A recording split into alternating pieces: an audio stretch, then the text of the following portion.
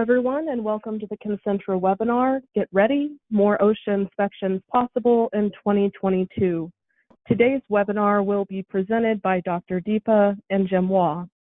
Dr. Deepa is the Director of Medical Operations in North Texas, overseeing more than 30 clinicians to ensure quality care in Concentra medical centers.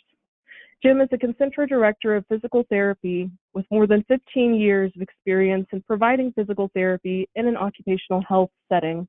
He is a member of the Workers' Compensation Research Institute's Texas Advisory Committee. At the conclusion of the presentation, we will have a 10 to 15-minute Q&A session with Dr. Deepa and Jim. You can submit your questions throughout the presentation to be answered during the Q&A. They will answer as many questions as possible within the time allowed. I encourage you to submit your questions, even if there are some that cannot be answered during the Q&A. Your questions give us ideas for future webinars, articles, and other content that you may find valuable. A recording of the webinar and a copy of the slides will be emailed to you after the presentation, so you can view it again at your convenience. Dr. Deepa, Jim, we're ready to begin. Thank you, Anna. Okay, so we can go to the next slide, please. So today we're going to cover OSHA inspection trends from 2015 through 2020. We're going to look at the anticipated changes for 2022, and we're going to highlight three strategies for limiting the impact of an OSHA inspection, which will include an injury prevention approach, building a safety reputation, and occupational medical director oversight. Go to the next slide. So as we look at the trends here, we're first going to take a look at what is OSHA's jurisdiction. So the map you're viewing outlines OSHA's jurisdiction, which covers 7,000 work sites nationwide. 24 states fall under federal OSHA guidelines, which are the lightest blue. 26 states have OSHA-approved state plans, which are the medium blue, and 5 have OSHA-approved state plans which cover only government workers, which those are the darkest blue.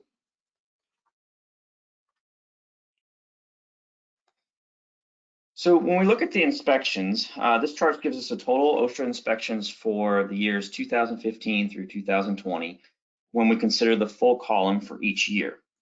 The orange field in each year represents programmed inspections. These are OSHA inspections that focus OSHA enforcement on industries and operations where hazards are known to exist, such as combustible dust, chemical processing, and falls in construction. The blue field represents unprogrammed inspections. These are OSHA inspections triggered by employee complaints, injuries or fatalities, or referrals from compliance and health and safety officers or other health agencies. We can draw some basic conclusions from this information. During this period, the total inspections have remained relatively consistent, with of course a noticeable dip in 2020 when there were just over 21,000 inspections compared to the range of about 32 to 35,000 in other years, which is likely due to COVID. We can also see that there is a 2 to 3 relationship with that is consistent from year to year between programmed inspections and unprogrammed inspections. So, in other words, 2 programmed inspections for known workplace hazards. There were also 3 workplace inspections that occurred on complaints based on someone, such as an employee, safety compliance officer, or someone outside that agency. You can go to the next slide. So what we're doing here on this slide is we're highlighting the top 10 penalties that were in 2019. They included employee died from a fall, willful electrical safety violations, exposure to air, thermal, electrical, or mechanical hazards, unsafe storage of merchandise and or walkways and exit routes, willful violation of lockout and machine guarding, multiple safety hazards, lack of PPE, hearing and fall protection, lack of machine guarding, falling protection and training, employee death due to poor scaffolding and fall protection, exposure to hazardous materials, failure to implement those requirements, and failure to provide fall protection training and fire protection. And you can see on the right-hand side of the screen the cost in dollars for each of those violations. And now I'm going to hand it over to Dr. Deepa. Thank you, Jim.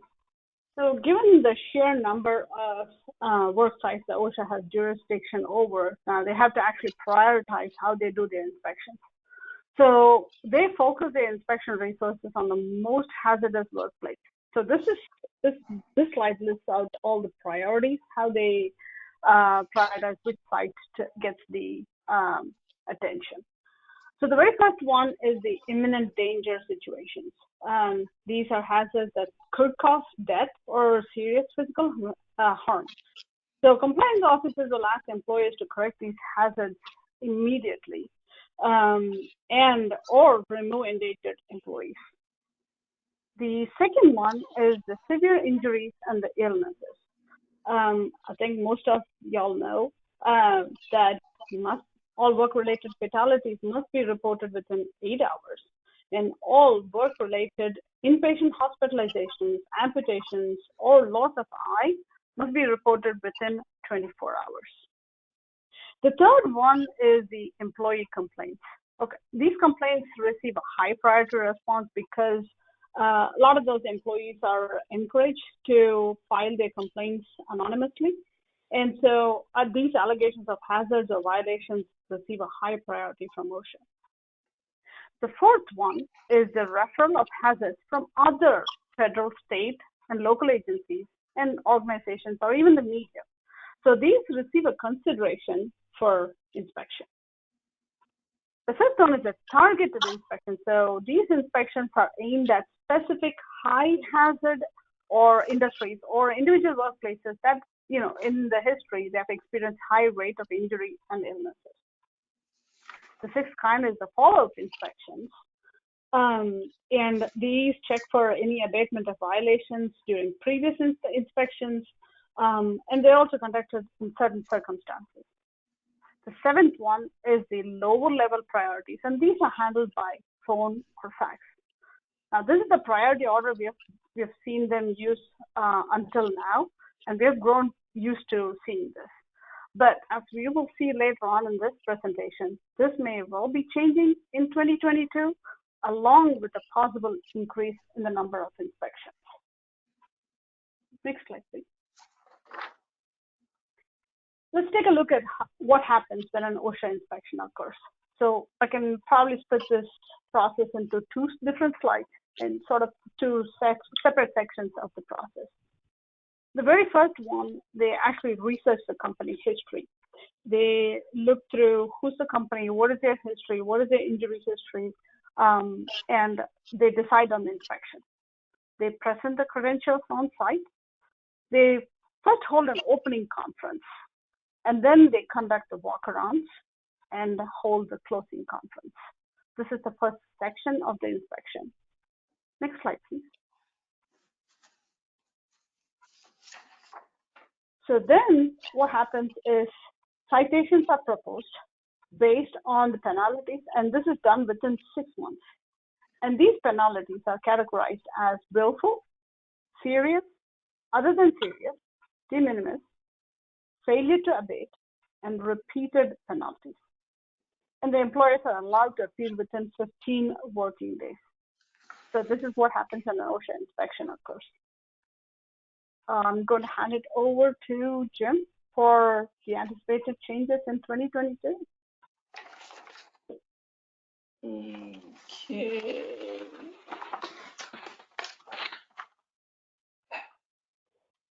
So we're looking at how does this get prioritized?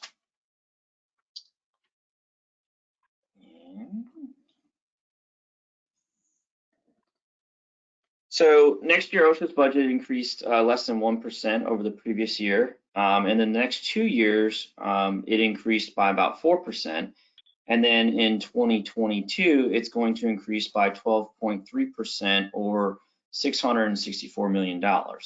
So you can imagine that with that big increase in budget, that there are more inspections coming because there's a larger amount of money to host those inspections. Go to the next slide.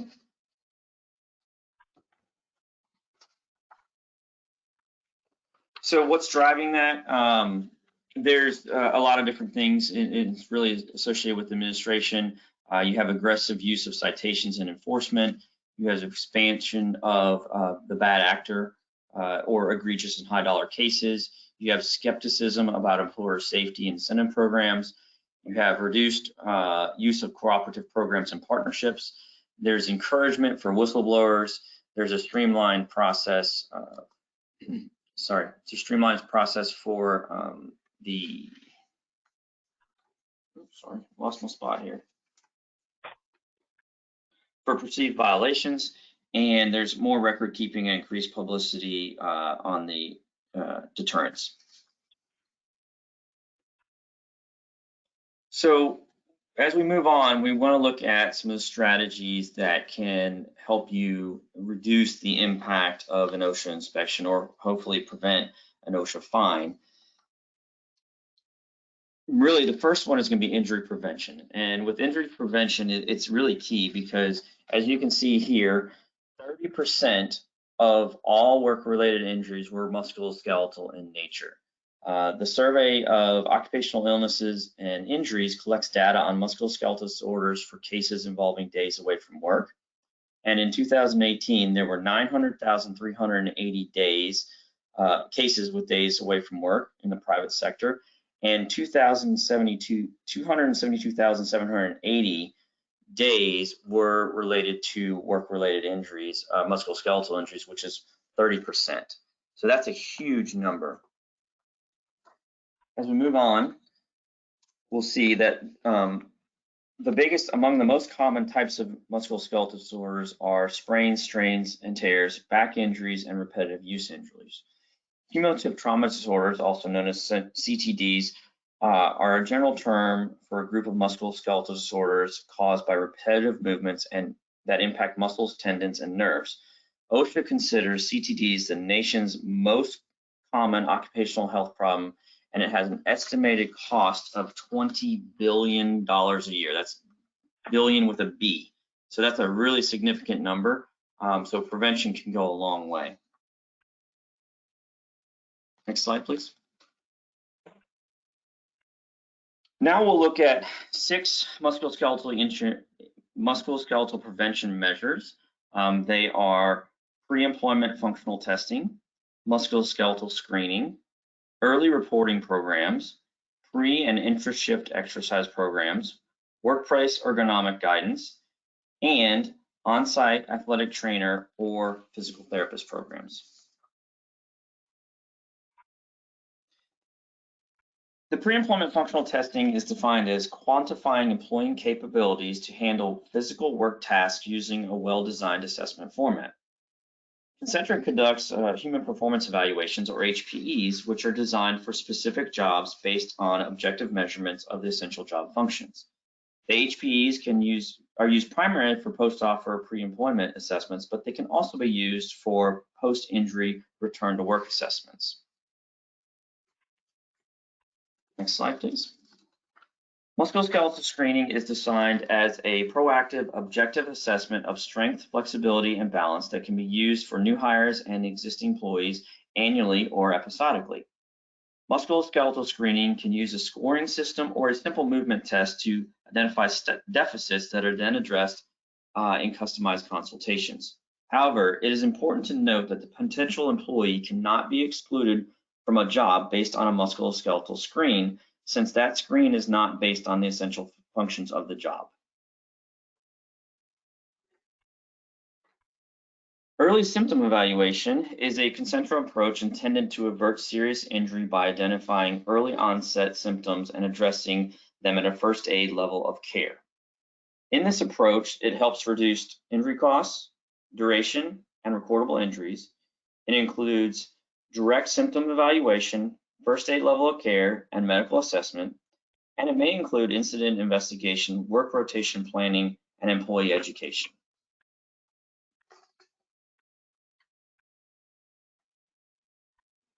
The pre or intra-shift exercise program has been shown to be very, very effective in the workplace in reducing the musculoskeletal disorders, which we mentioned earlier were 30% of the total injuries. It does so by lowering direct costs linked to healthcare expenses. It increases productivity in the workforce, reduces absenteeism, increases morale, and lowers the risk of diabetes, heart conditions, stroke, and some cancers and depressions. An example of this would be a study that was done with firefighters. In a randomized control trial of firefighters, they examined the effectiveness of a supervised or telehealth delivered exercise program in reducing lost time, work-related injuries due to low back pain. Firefighters who received supervised instruction, either in person or via telehealth, were compared to a control group that was not in an exercise program. The exercise program for the supervised groups consisted of back and core exercises 2 times a week for 12 months. Worksite exercises reduced the lost work time due to low back pain for firefighters, regardless of the delivery method. The control group had a 1.15 times greater chance, or 1.15 times as many hours lost from work than the supervised group, and the in-person group had 5.51 times as many hours lost time than the telehealth group. So those groups that were receiving the exercise programs via either telehealth or in person were much less likely to have lost time or days away from work. Next slide, please. So the next strategy is workplace ergonomic guidance. Workplace ergonomic guidance can improve employee safety and improve upon the most common workplace contributors to musculoskeletal disorders. Those include extended sitting, extended standing, effects of vibration, chemical and heat effects, and poor lighting. So when we look at extending sitting, it can cause weakened back muscles. It introduces poor posture and poor muscle imbalance. When we look at the standing requires 20% more energy, which can lead to strains in the legs, feet, and circulatory system. Some solutions for that would be to take breaks, use anti-fatigue masks and anti-fatigue footwear. When we look at the vibration is a pretty big one. It's associated with a lot of musculoskeletal disorders, either in the hands, forearm, shoulder areas, as well as whole body. They also can contribute to awkward postures. And some solutions for that would be anti-vibration gloves, anti-vibration mats, job rotation. Those are all really good quick fixes to try and reduce the effects of vibration on the musculoskeletal system. With the chemical and heat effects, they really impact the neuromuscular and musculoskeletal systems, and they may reduce physical performance. And then finally, the poor lighting really leads to visual discomfort, lethargy, back and neck and shoulder pain, decreased alertness, and a decline in work performance. There's a lot of different ergonomic lighting types that are out there, and you want to refer to them. You want to not just look at the quantity of the light, but you also want to look at illumination, uniformity, luminance and distribution, color, rendering, and temperature, the nature of the light, which could be either artificial or natural, and glare from any of the lighting that might cause on some of the machines and things.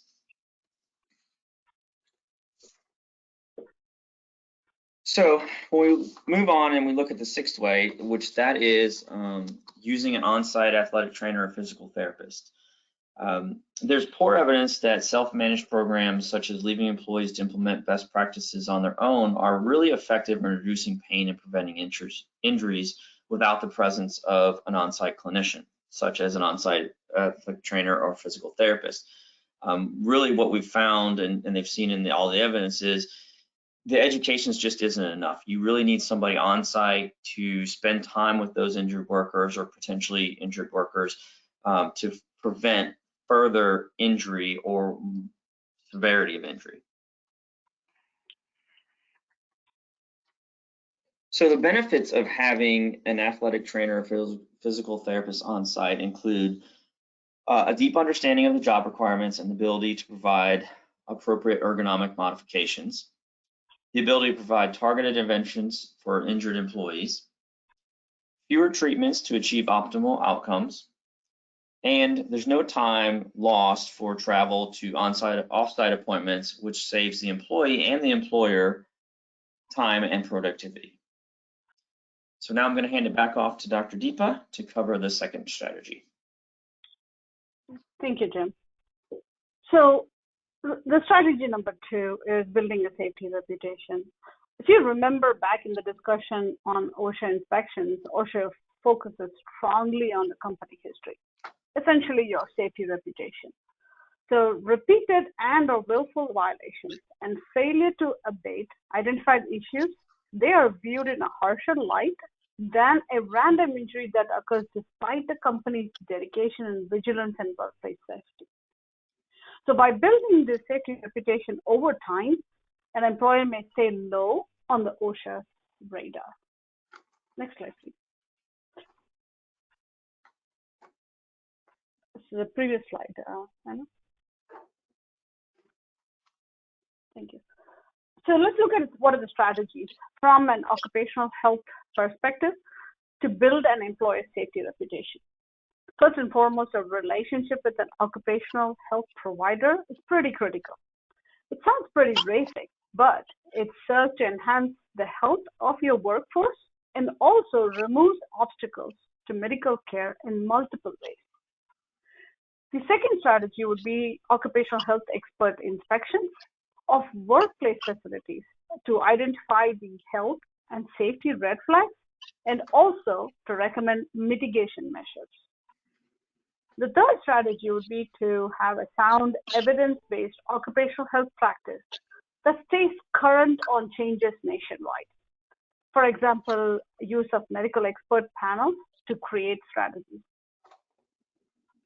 And I think the fourth one is pretty key too. An employee education program is very key, not only enhance the knowledge, but also to improve compliance within the company's employees for the health and safety policies. And last, a nationwide network that is interconnected through a secure technology platform and an EMR software is pretty important too. Next slide, please. So let's look at the strategy number 3, which is the Occupational Medical Director Oversight. Next slide. So the Medical Director Oversight of non-injury services offers many advantages for employers and those employers who have enlisted the aid of a registered nurse or other medical professionals. First of all, the occupational environment frequently involves exposures, whether it be physical or chemical or biological, and these may be regulated and they are high on the OSHA's radar. Occupational laboratory and medical tests can also influence workplace environment, job duties, health effects, and disability for the individual and the general force. So state allowances for testing without physician oversight generally pertain to general health, but not occupational health. And as you know, the occupational health follows a very different reasoning.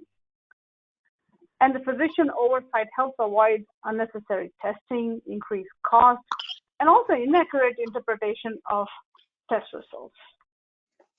Next slide, please. So what does an occupational medical director do? Having an occupational medical director has all the advantages of a company medical director, but without the time and expense and the complications, hiring a permanent physician. Next slide, please. So they also fulfill a wide range of needs, which includes development and review of the corporate health and safety programs, the initiatives, and the plans. They also help to review employee wellness and preventive medicine programs, also help with travel medicine. They help to oversee the biological screening and vaccination programs, and also provide medical review officer for substance abuse issues. They provide chart reviews and medical determinations. They also help with medical surveillance and crisis response. And they are very familiar with OSHA mandated hazardous material programs and can consult the company for that. Next slide, please. And I think we are end of our session, and we'll probably have to open up for Q&A. Anna?